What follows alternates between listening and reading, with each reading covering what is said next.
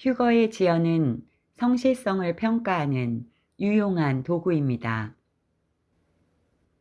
주님의 오실 때를 알고 깨어있다는 것은 잘한 일입니다. 10명의 처녀가 신랑을 맞으러 나갔으니 많은 신자들이 주님의 강림에 관심을 가졌다는 것을 알 수 있어요. 하지만 50%만 주님을 맞이하는 데 성공했습니다.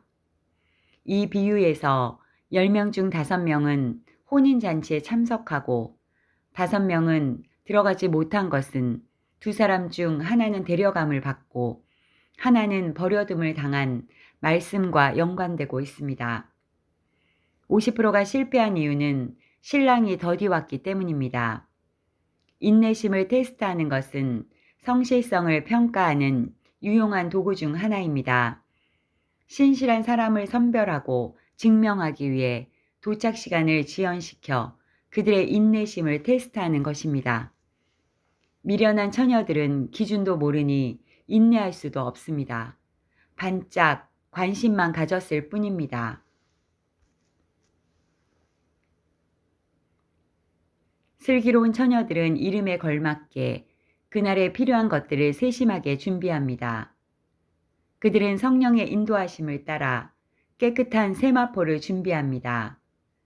기다리는 자들에게 무엇보다 중요한 일은 변하지 않는 마음을 견지하는 것이겠죠. 지연된다고 하더라도 그들은 성화되고 열매를 더 맺는 시간으로 활용해야 할 것입니다. 슬기로운 처녀와 미련한 처녀의 차이를 정리해 보았습니다.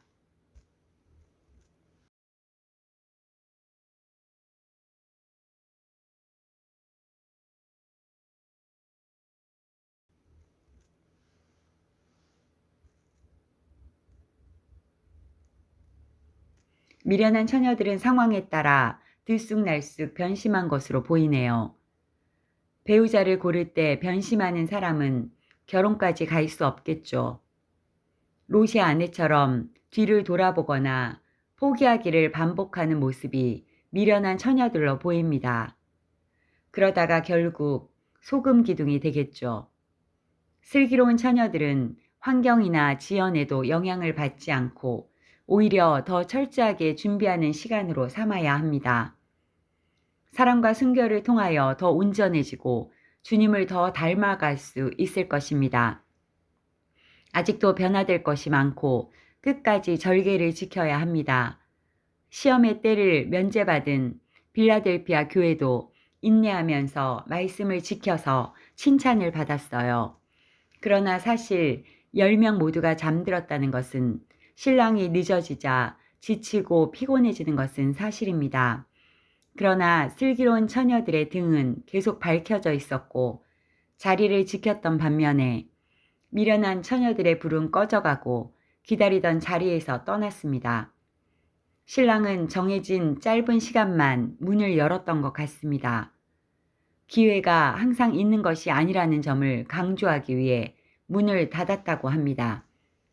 신실한 신부들에게 주님은 변치 않는 믿음과 정결을 상징하는 흰 옷과 영적 통찰력을 상징하는 안약을 사서 바를 것을 권면하셨습니다. 성경은 약 2000년에 걸쳐 35명이 기록하였습니다. 성경 구절은 31,102절이나 되지만 몇 개 구절만 가지고 성경의 진리가 전부라고 말하는 오류를 범해서는 안 되는데 많은 신자들이 그들의 잘못된 정보나 죄와 성품에 따라 왜곡된 믿음의 시선을 만드는 모습을 봅니다. 66권의 성경은 전체 그림을 보기 위하여 수많은 조각들을 수집하여 퍼즐을 맞추어 가야 합니다. 성경에 대한 통찰과 해석은 성경 전체를 통해 이해할 수 있습니다.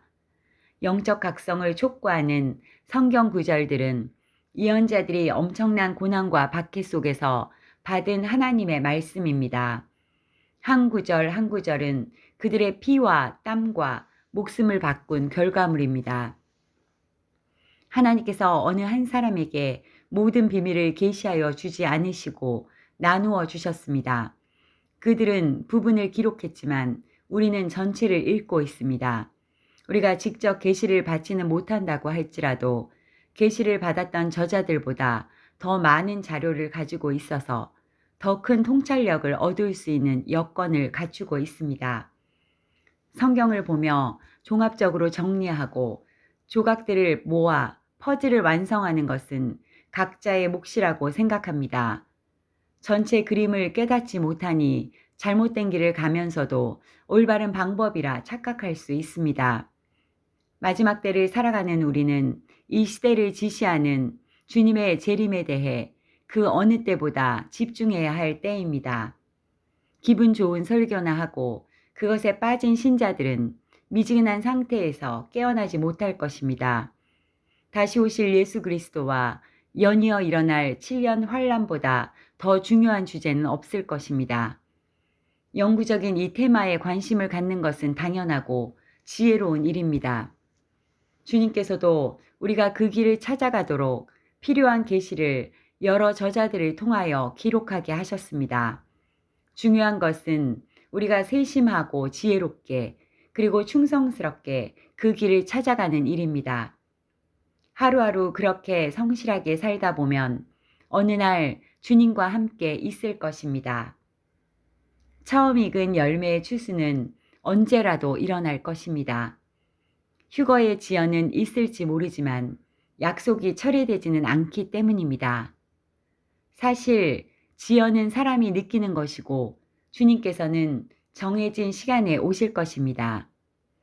주님의 얼굴을 구하는 자, 그날 공중에서 주님의 얼굴을 볼 것입니다. 휴거는 곧 준비한 신부의 추수입니다. 마라나타,